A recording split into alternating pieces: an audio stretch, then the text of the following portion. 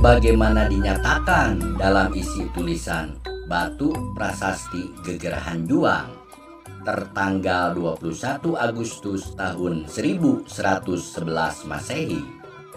Setelah Resi Guru Sudakarma Wisesa Batara Galunggung menyerahkan tahta kepada istrinya, maka Dewi Citrawati bertahta dengan gelar Batari Hyang Janapati yang berkedudukan di Rumantak, ibu kota Galunggung.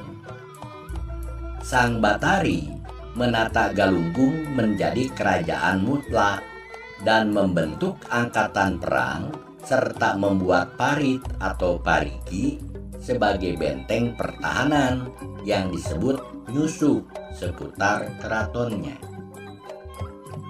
Prasasti Gegerahan Juang berukuran tinggi lebih kurang 80 cm dan lebar lebih kurang 60 cm, ditemukan oleh K.F. Hall, kemudian oleh Dr. N.J. Krom, lalu disimpan di Museum Pusat Jakarta pada tahun 1914 dengan inventaris nomor D26. Prasasti ini pernah dibahas dan diteliti oleh K.F. Hall tahun 1877, C.M. Pleite tahun 1911, lalu oleh Saleh Dana Sasmita dan kawan-kawan tahun 1978. Prasasti ini berisi 3 baris tulisan dalam aksara Sunda kuno. Dilihat dari bentuk aksaranya, para ahli sejarah menganggap aksara pada prasasti Gegerahan Juang lebih tua dari aksara yang terdapat pada prasasti Kawali. Ibu kota Rumantak adalah suatu daerah yang asri di lereng Gunung Galunggung yang dikenal Bukit Gegerahan Juang. Oleh Sang Batari dijadikan tempat tinggalnya sekaligus padepokan para kesatria dalam menuntut ilmu pertempuran dan keagamaan, sehingga Sang Batari dijuluki juga Sang Sadujati Nungagegeh Kabuyutan Linggawangi. Keperkasaan Batari Hyang Janapati ini menambah deretan wanita Indonesia yang pernah berkuasa lainnya seperti Ratu Simha dan Ken Dedes. Dewi Citrawati sebagai Batari Hyang Janapati adalah sosok wanita cantik yang tegas dan tangkas dalam bertempur. Beberapa kali ia mengirim pasukan untuk memberantas kelompok-kelompok perampok di perkampungan perbatasan antara Sunda, Galuh, dan Galunggung. Namun kelompok perampok itu muncul kembali sehingga ia mencurigai kalau kelompok perampok itu ditimbulkan oleh Maharaja Sunda yang ingin merongrong kekuasaannya. Sebab sebelum kakaknya menjadi permaisuri Mahaprabu Langlang Bumi, pernah terjadi perselisihan, sehingga Dewi Puspawati pun hampir terbunuh oleh Dewi Citrawati yang sekarang telah menjadi Batari Hyang Janapati. Padahal selama ini Mahaprabu Langlang Bumi pun melakukan usaha yang sama. Dirinya mengirimkan pasukan kuat untuk memberantas kelompok-kelompok perampok itu dengan kecurigaan diciptakan oleh Batari Galunggung. Karena dirinya menyadari ada permasalahan pribadi dengan menikahi Dewi Puspawati sebagai kakak kandung Sang Batari tersebut. Seolah dirinya telah mengkhianati cinta pertamanya.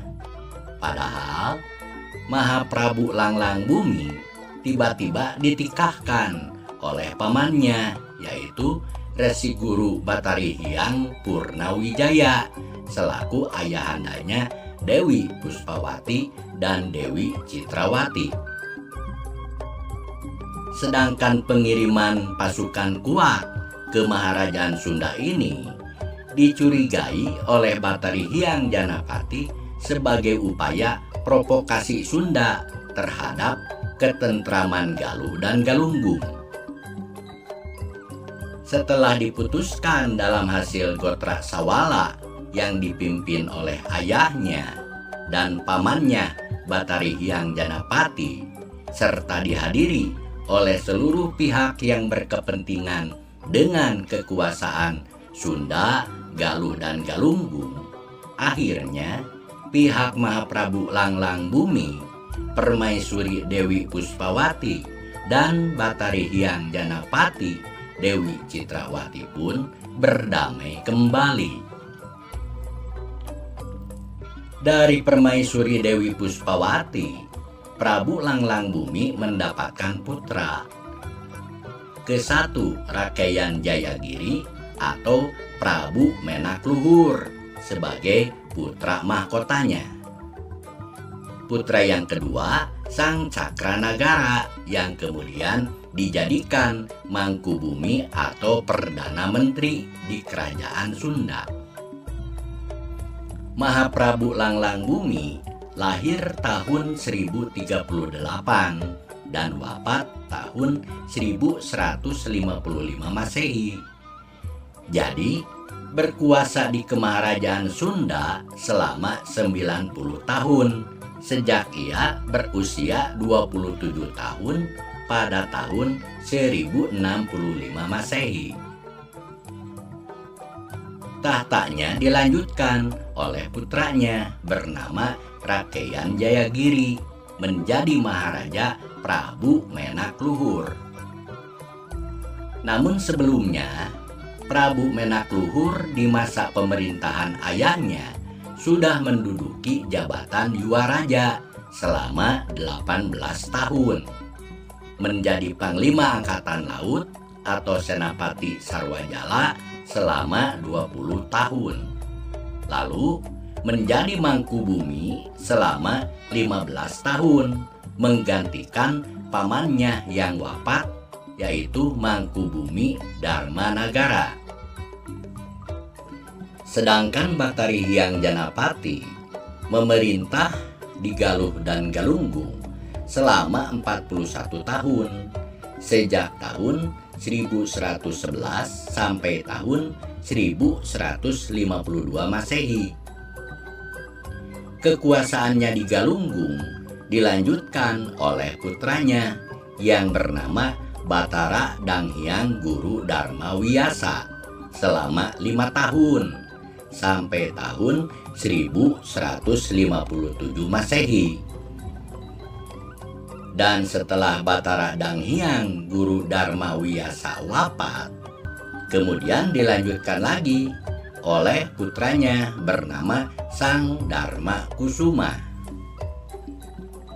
Cucu Dewi Citrawati Sang Batari Hyang Janapati yang bernama Prabu Dharma Kusuma itu ditikahkan dengan Ratna Wisesa, putrinya Prabu Menak Luhur, dan Permaisuri Ratna Satya.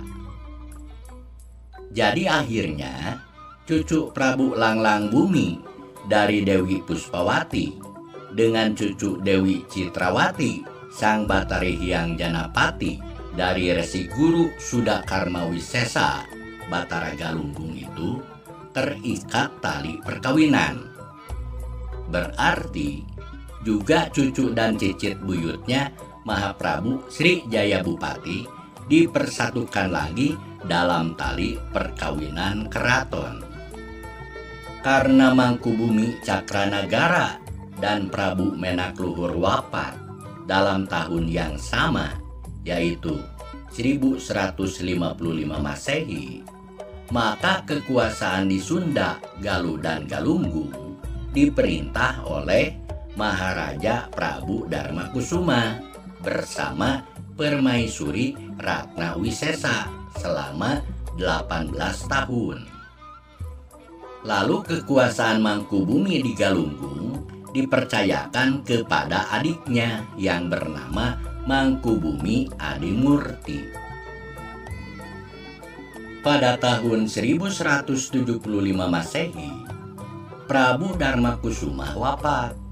Dilanjutkan tahtanya oleh putranya yang bernama Mahaprabu Guru Darmasiksa Paramarta Sang Mahapurusa, atau dikenal juga sebagai Sang Mahaprabu Sanghyang Wisnu, yang menjadi Maharaja Sunda Galuh dan Galunggung, berkedudukan di ibu kota Saunggalah I, persisnya di Desa Ciherang, Kecamatan Kadugede, Kuningan, selama 12 tahun sampai tahun 1187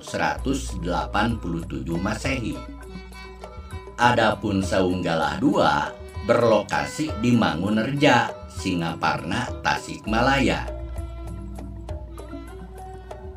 Kemudian pemerintahan Sunda Galuh Galunggung kembali dipindahkan ke Pakuan Bogor, dan ia wafat di sini tahun 1297 Masehi.